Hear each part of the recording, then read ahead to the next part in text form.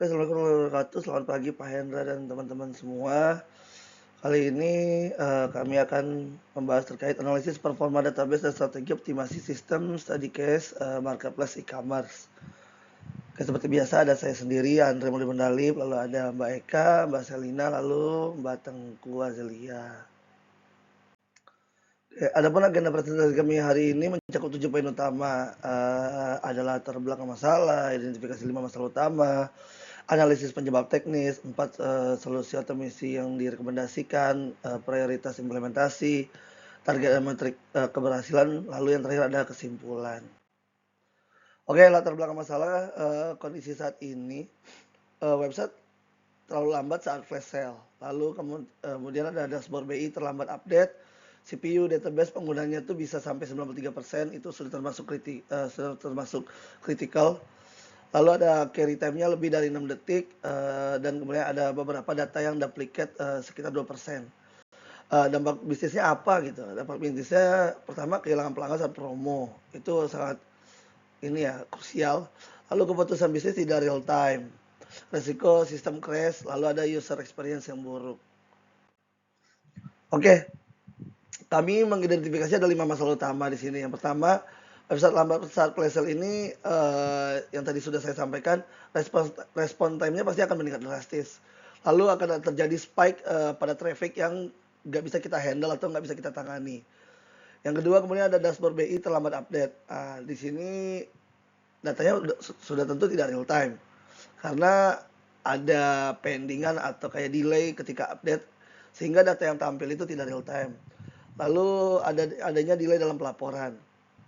Yang ketiga itu ada CPU, penggunaan usage CPU-nya itu sudah mencapai 93% untuk database-nya.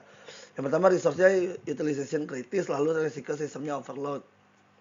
Yang keempat ada carry lambat, yaitu di sini lebih dari 6 detik, melebihi threshold yang dapat diterima atau acceptable. Lalu dampaknya akan terjadi user experience yang buruk. Lalu tadi yang kelima ada data duplicate 2%, yaitu kualitas datanya kita rendah, lalu potensi kesalahan bisnis. Oke, thank you. Untuk masalah website lambat, penyebab utamanya adalah lonjakan traffic tiba-tiba saat flash sale yang tidak tertangani dengan baik. Tidak ada mekanisme caching sehingga semua request langsung menghantam database. Query tidak efisien memperparah bottleneck, connection pool database juga cepat habis. Untuk dashboard BI, masalahnya adalah dashboard mengambil data langsung dari database transaksional utama sehingga query analitik yang kompleks bersaing dengan transaksi user. Tidak ada pemisahan workload antara transaksional dan analitik. CPU yang mencapai 93% disebabkan oleh query yang tidak teroptimasi, banyak full table scan, dan tidak ada indeks pada kolom-kolom penting. Kompleksitas join pada tabel besar juga membebani CPU. Query yang lambat lebih dari 6 detik terutama karena tidak adanya indeks, penggunaan select yang mengambil semua kolom padahal tidak diperlukan. Dan subquery yang tidak efisien untuk data duplikat ini terjadi karena tidak ada constraint unique pada kolom seperti email atau nomor telepon validasi saat input data yang lemah dan tidak ada proses data cleansing berkala. Kami merekomendasikan 5 solusi optimasi yang akan diimplementasikan secara bertahap. Yang pertama, query optimization dengan refactoring query yang ada. Kedua, pembuatan database index pada kolom-kolom yang sering di-query. Ketiga, implementasi Redis stage untuk mengurangi beban database. Keempat, setup database read replika untuk memisahkan workload transaksional dan analitik. Dan kelima, horizontal scaling untuk jangka panjang. Kelima solusi ini melengkapi dan akan memberikan impact signifikan terhadap performa sistem.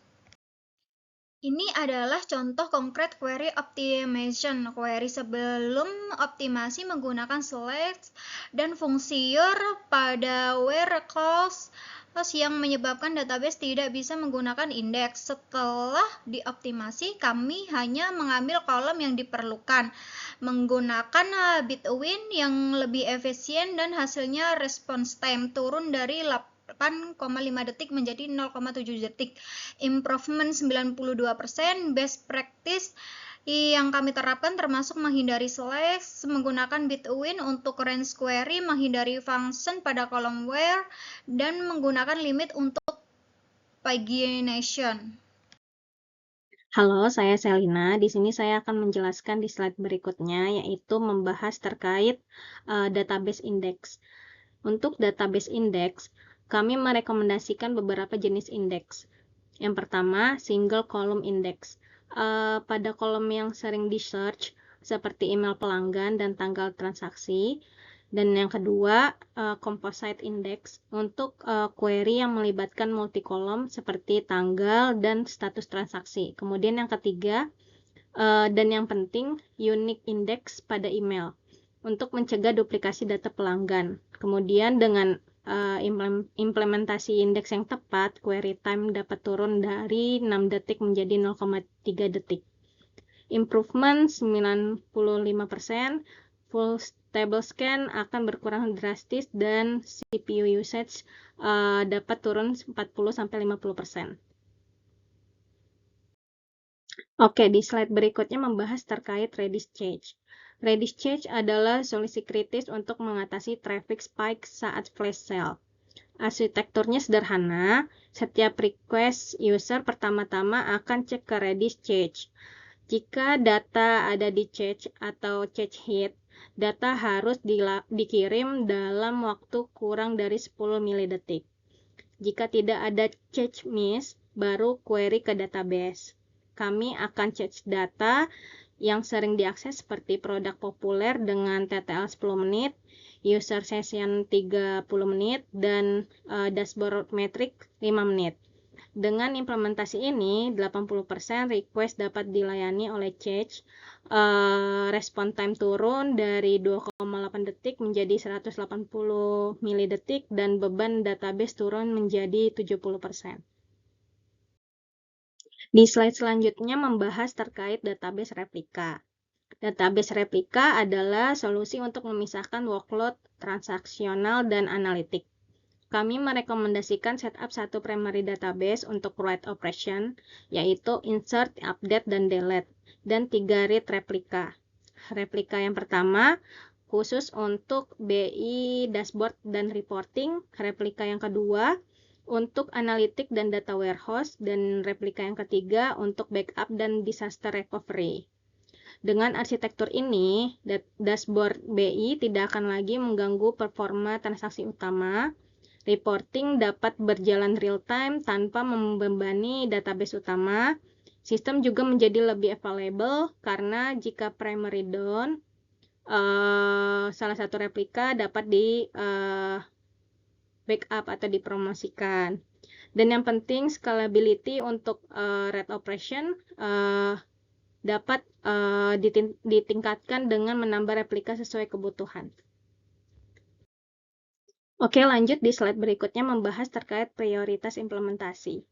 Kami menyusun prioritas implementasi berdasarkan impact, effort, dan urgensi. Prioritas yang pertama adalah database index di minggu 1 sampai 2 karena memberikan impact tertinggi dengan effort terendah. Ini adalah quick win. Respon time dapat turun 70-80% dengan cepat.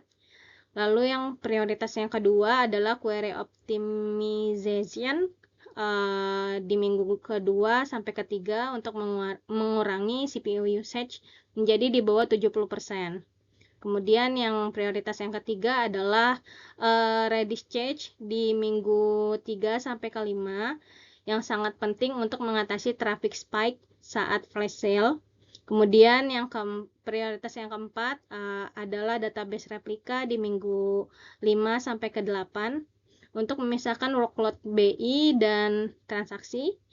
Dan yang terakhir, prioritas yang kelima adalah horizontal scaling di minggu 8 sampai ke 12 sebagai long term solution yang memerlukan investasi dan effort terbesar. Terima kasih untuk Kak Serina atas penjelasannya. Di sini saya akan menjelaskan pada slide target dan metrik keberhasilan. Untuk mengukur keberhasilan implementasi, kami menetapkan target metrik yang jelas. Response time targetnya di bawah 500 milidetik dari sebelumnya, yaitu 16 detik.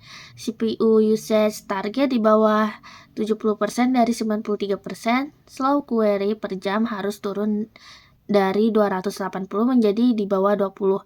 Dashboardnya delay harus update dalam 1 menit dari sebelumnya, yaitu 12 menit. Catch hit rate target di atas 80%. Dan yang paling penting, user satisfaction harus naik dari 76% menjadi di atas 95%. Untuk monitoring, kami akan menggunakan Prometheus dan Grafana. Untuk monitoring infrastruktur, PGStat statement itu untuk monitoring query PostgreSQL, lalu untuk ready info untuk monitoring cache, dan application performance monitoring untuk end-to-end visibility.